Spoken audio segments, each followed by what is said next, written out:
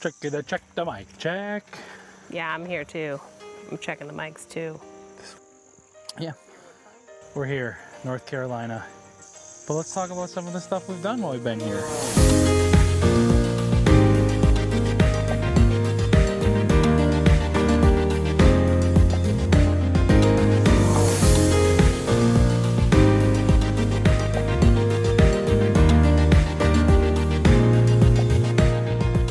Sure, we've done lots of wood splitting. We can go check out the wood pile.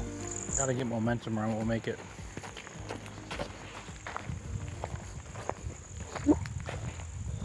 This is what I've been doing the last 2 days. Taking the logs, cutting them with a chainsaw down to length. That is a wood splitter, but unfortunately is not working. So I used the old school wood splitter, which is called an axe. And David said this is 7 to 10 days of heating the cabin this winter. Gives you quite an idea about what it takes to live in a place that gets cold and have wood fire as your main source of heat. Great workout. My body is very sore. Just can't not, dude. Look at it all. Oh my god. It's like too much. I weed whacked these stairs. We didn't even know they existed. We did not. My bag's up there. All right, I'll start a new bag. Today, David gave me a really good piece of advice about homesteading, and that is that there's always stuff to do. So you kind of have to pick your battles. You can't do everything every day. We're gonna go to the barn dough. Very exciting, something we've never done before on this entire journey. It's something I've wanted to do is construction together. So we're gonna show you the walk. It's quite a hike up here in the mountains. So let's go. So we're almost there. This is something we worked on this week. This year has been extraordinarily wet, lots of rain, and being in the mountains, there's erosion and mudslides, and things tend to wash away with just the sheer amount of water. So this whole canal kind of along the side of the road here needed to be dug out. So David dug it out before we got here, and then he went and got these massive rocks. What this will do is it'll help slow the water down. It'll also help the debris and the sand from washing down. So that was a project we worked on. All right, let's go to the barn dough. We made it. This is the barn dough. This barn was here, and David's restoring it and turning it into an off-grid place to stay.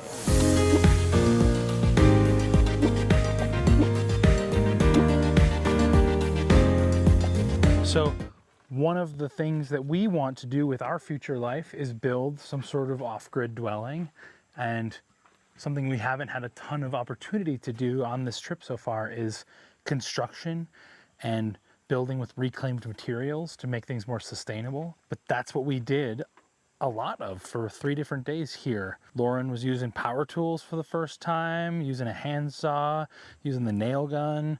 I did some things I haven't done before. Yeah, did lots of construction. Worked with David and with their son, Sion, and let's go inside. Come on up. This was deck boards from a friend or neighbor's deck that David got, so repurposed reclaimed wood. So Lauren and I would work together, and she'd measure the distance we would need for the next board. I'd be outside, I'd cut them to length.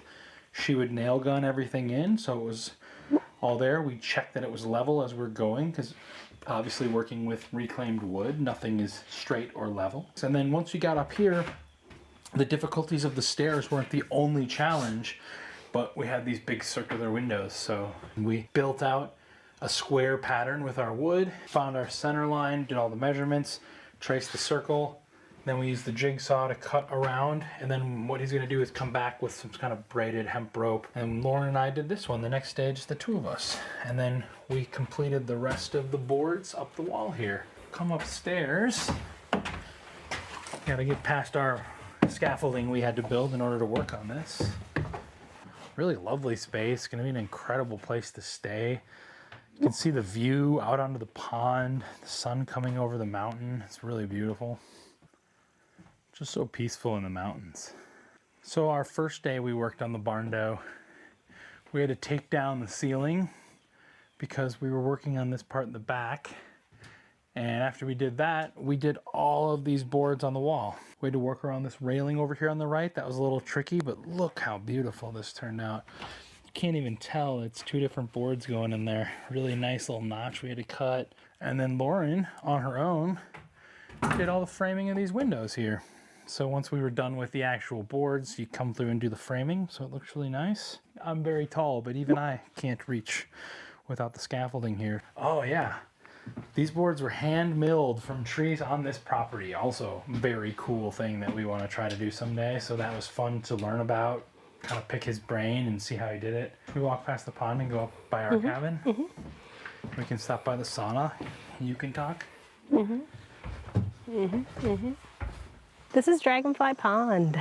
They have a Sunday sauna and supper tradition with their friends. Anybody who can make it, come on over. Have some supper, do a sauna, and a cold plunge. Now you're wondering, did I do it? She did.